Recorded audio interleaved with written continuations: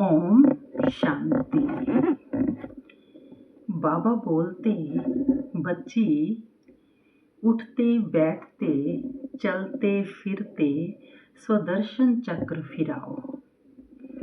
तो यहाँ बाबा कहना चाह रहे हैं कि मैं आत्मा अनादि स्वरूप में स्थित होकर, यानी कि ड्रामा से बाहर परम धाम की स्थिति में बाबा के साथ कंबाइंड स्थिति में स्थित होकर स्वयं को अच्छे से देखूं कि मैं एक लाइट हूँ, प्योर लाइट हूँ, नेकेड सोल हूँ, सर्व गुण और सर्व शक्तियों से भरपूर हूँ, बाप समान हूँ, मास्टर भगवान हूँ, अपने सत्य चित आनंद स्वरूप में हूँ। पर मेरे अंदर एक चक्र है और अब तक मैं उस चक्र व्यूह में फंसी हुई थी। चक्र की हर चीज को अपना मान रही थी। चक्र में पूरे 5000 वर्ष का ड्रामा फिक्स्ड है। शुरू के 2500 वर्ष में जो शरीर मैं लेती हूँ, पार्ट प्ले करती हूँ, पर ड्रामा में फंसती नहीं हूँ, क्योंकि मैं जागते जागते पूरा खेल प्ले करती हूँ। बाबा कहते, पर बच्ची जो सेकंड हाफ है उस खेल में मैं फंसी हुई होती हूँ, यानी कि मैं लाइट सोचती हूँ कि मैं अंदर फंसी हुई हूँ, मैं ड्रामा के अंदर हूँ। जो खेल चल रहा है, जो शरीर रूपी वस्त्र पहना है, उसी के साथ अपनी पहचान बना लेती हूँ कि टीना, मीना, सीता, गीता, मोहन, राम, जॉन, ये सब मैं हूँ। है तो ये मेरे अंदर फीड स्क्रिप्ट पिछले जन्मों की, पर जब वो रोल प्ले किए तो तब मैंने खुद को मान लिया कि ये मैं हूँ।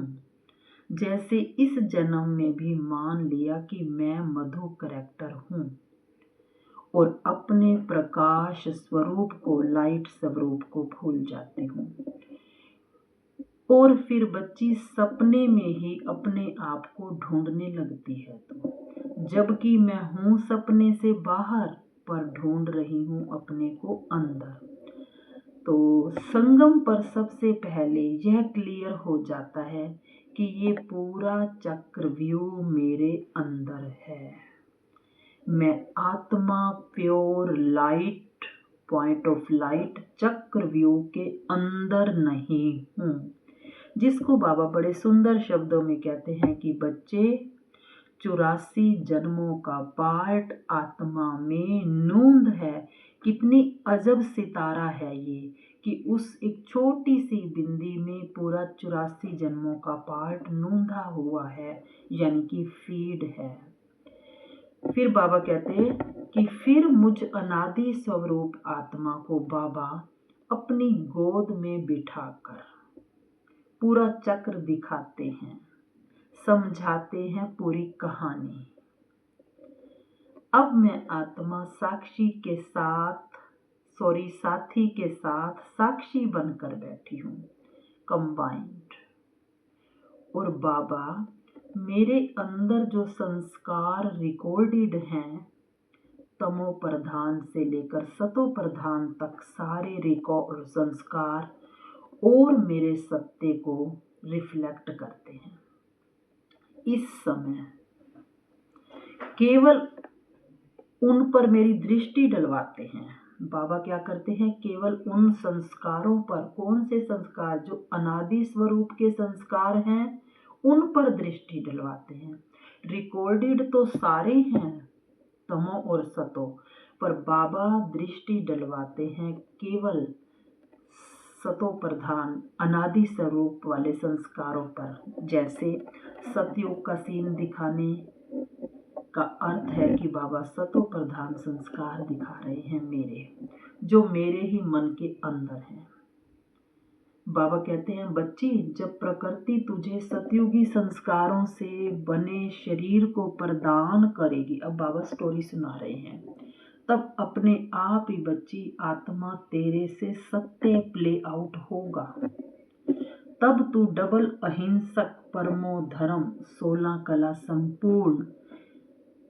संपूर्ण निर्विकारी, संपूर्ण निरअहंकारी, इच्छा मात्रम अविद्या को एक्सपीरियंस करेगी।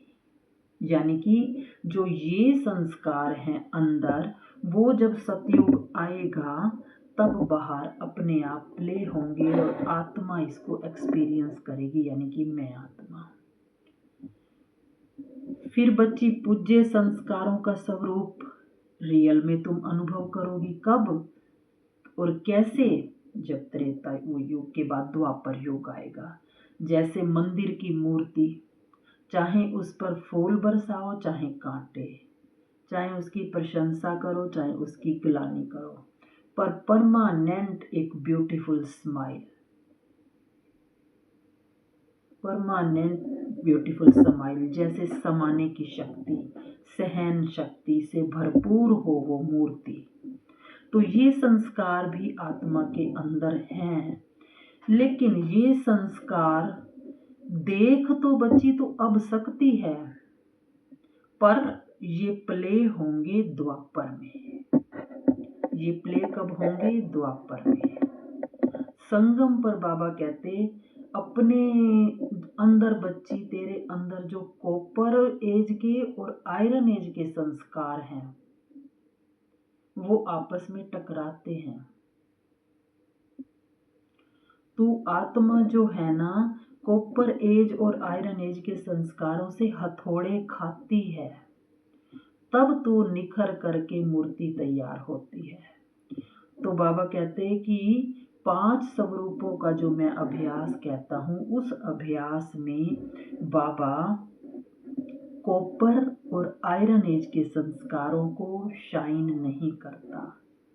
5 स्वरूपों में शूद्र संस्कार नहीं आता। क्यों नहीं आता?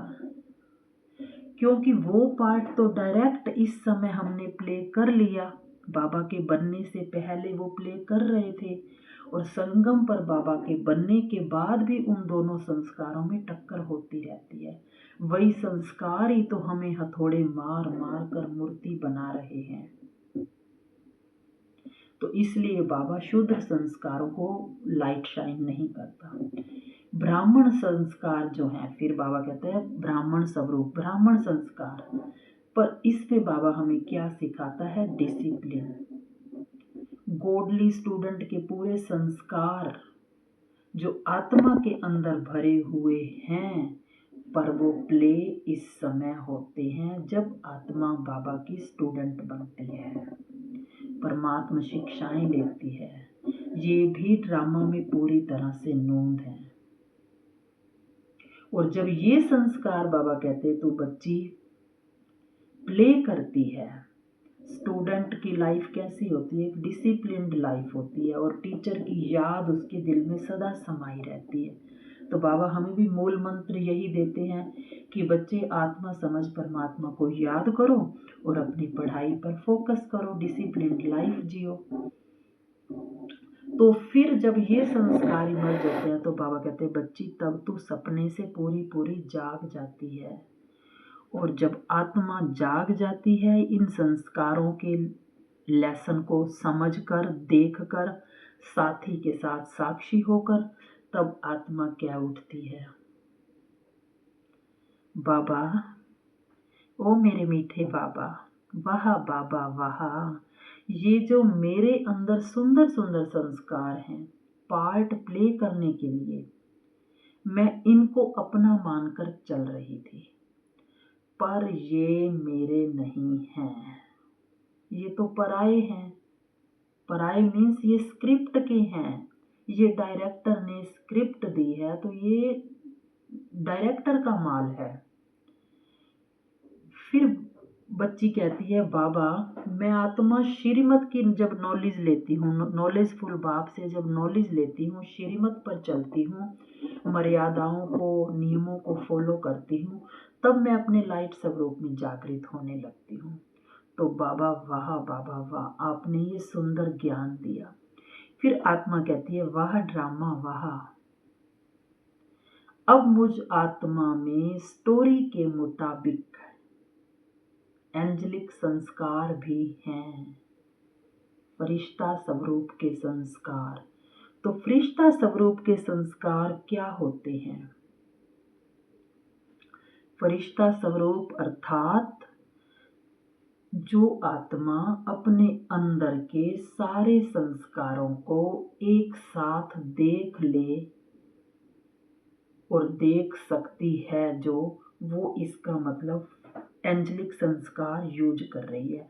अपने सारे संस्कारों को अंदर देखना ही फरिश्ता बनना है। उनको देखकर उनका स्वरूप ना बनना, उनसे अपनी पहचान ना बनाना, ये है फरिश्ता स्वरूप। और फिर जब वो देखने की पावर उसमें आ जाती है, साक्षी अवस्था, तब फिर वो आत्मा बाबा का फ्री चैनल बन जाती है और बाबा का इंस्ट्रूमेंट बन जाती है।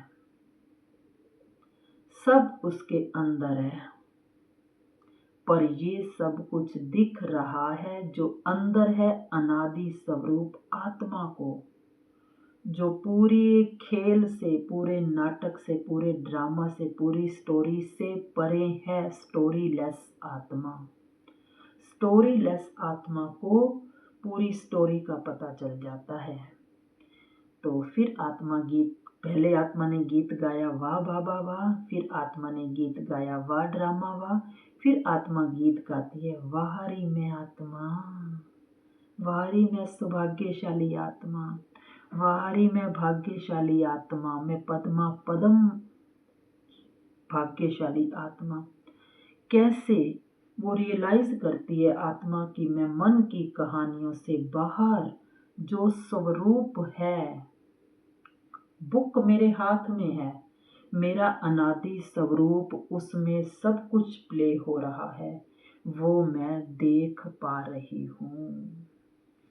आप सबने सेंटर में भी देखा होगा कि बाबा की फोटो के दोनों साइड फरिश्ता भी दिखाते हैं, और वो फरिश्ता हमेशा बुक लेकर बैठा होता है।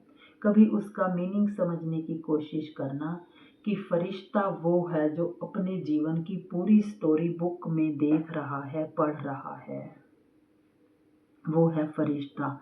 यानी कि सारे संस्कारों को देखने की जिसमें हिम्मत है, वो है फरिश्ता। तो वो आत्मा है स्वदर्शन चक्रधारी, जो फरिश्ता है, जो खुद उस चक्रव्यूह में नहीं है, फिलहाल बाहर है। प्ले करने के लिए वो बीच में गई थी, उस स्टोरी में उसने एंटर किया था, लेकिन अब वो उससे बाहर है। तो क्या है कि मैं चक्रव्यूह से बाहर स्वदर्शन चक्रधारी आत्मा हूँ। ओम शांति। शुक्रिया मेरे बाबा, मीठे बाबा।